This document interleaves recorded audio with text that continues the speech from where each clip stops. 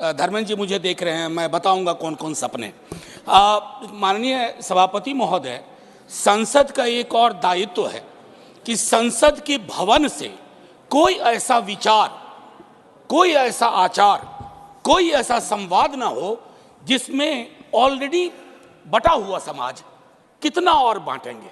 अरे यार अधीर रंजन, मैं एक बात कहता था कि एक नेता लिखा हुआ पढ़ते ही रहते पढ़ते, तुम भी वो स्क्रिप्ट पढ़ने लगे यार।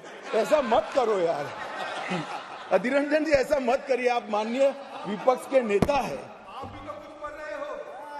मैं जरा भी पढ़।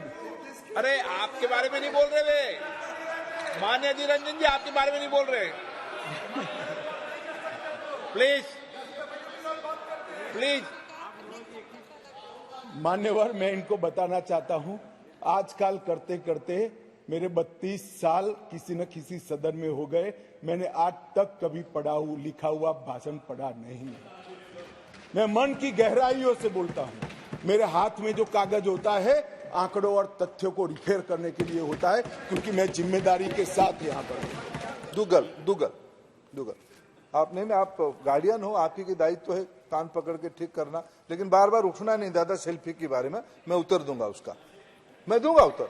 मैं आपका उतावलापन समझ सकता हूं। अधीर रंजन जी को आजकल खुश नहीं करना पड़ता, आपको ही खुश करना पड़ता है। दीदी को भी करना पड़ता है, भतीजा को भी करना पड़ता है।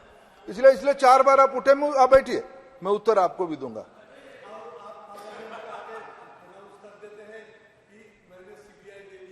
स्टेट गवर्नमेंट के खिलाफ अभी पार्लियामेंट में कहा नहीं, अभी कहूंगा, अभी भी कहूंगा। क्यों आप कहते हैं कि कोई सिक्योरिटी थ्रेट नहीं है? जब सिक्योरिटी थ्रेट नहीं है तो फिर आप नॉमिनेशन क्यों करना चाह रहे हैं? आखिर क्यों आप 370 निकालने के बाद वहां पर हर महीना पाकिस्तान से दहशतगर्द आकर श्रीनगर में गोली मारते हैं, राजौरी में मारते हैं? अरे हाँ, आपकी हमारी डील नहीं हुई है, बोल देंगे डील हो गई। हमारा हाल तो लैला का हो चुका है। हम नहीं गए सर, हम नहीं गए भी तो आप लोग मध्य प्रदेश जीत गए। कैसा जीते मेरे बगैर आप मध्य प्रदेश? सर मैं कंक्लूड कर रहा हूं, मैं कंक्लूड कर रहा हूं सर, मैं कंक्लूड कर रहा सर। ये खामखा नीति, निशिकांत को आदत है छेड़खानी करने की। जिस समय विवादित ढांचा भी गिरा और नेहरूवियन मॉडल भी समाप्त हुआ, यही वो दौर था जब खुदाई हुई और 70 खंबे निकले थे, जहां से साबित हो गया था कि श्री राम लला विराजमान के पास ही वो मंदिर है।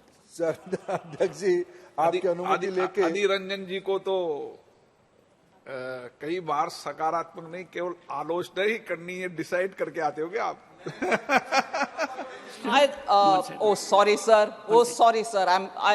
They're drawing me to the temptation. Member Yagnik is a very senior member, a lawyer. She knows the technical terms, terminologies. From Eastern Write Ford. off and wave off. Come on. I hope the member of this house are not going to be tired of us repeatedly saying what is a technical write-off, what is a wave off.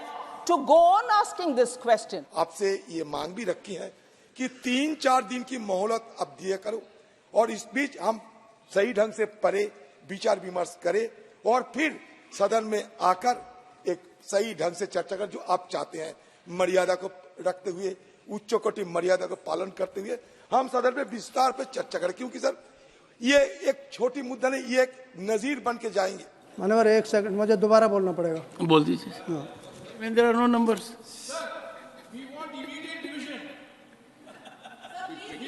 Sir, you may want immediate division, immediate power, immediate passing, immediate decline. That can happen only and only according to procedure. This government always speaks volumes and volumes about maximum, minimum intervention and maximum governance, minimum intervention. But Mr. Jairam Ravi, I'm asking the same thing. Chairman, sir. You don't allow me to follow the rule. Those against will please say no.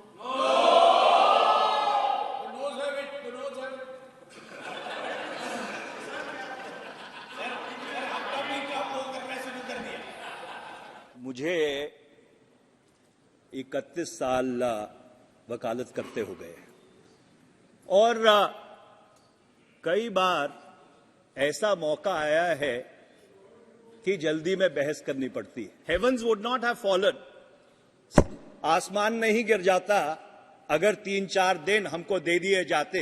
ये देश कैसा हो गया? हम किस तरह की राजनीति की बात कर रहे हैं?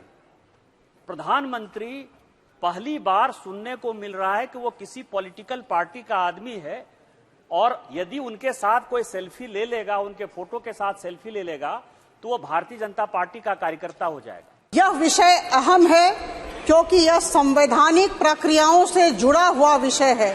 यह जो मैडम महुआ मैत्र, हमारी माननीय सांसद, हमारी माननीय सहकर्मी ने किया, वह सही था या गलत था? हम सब दिल पर हाथ रखकर कहें, संविधान को याद करके कहें, यह गलत था या सही था।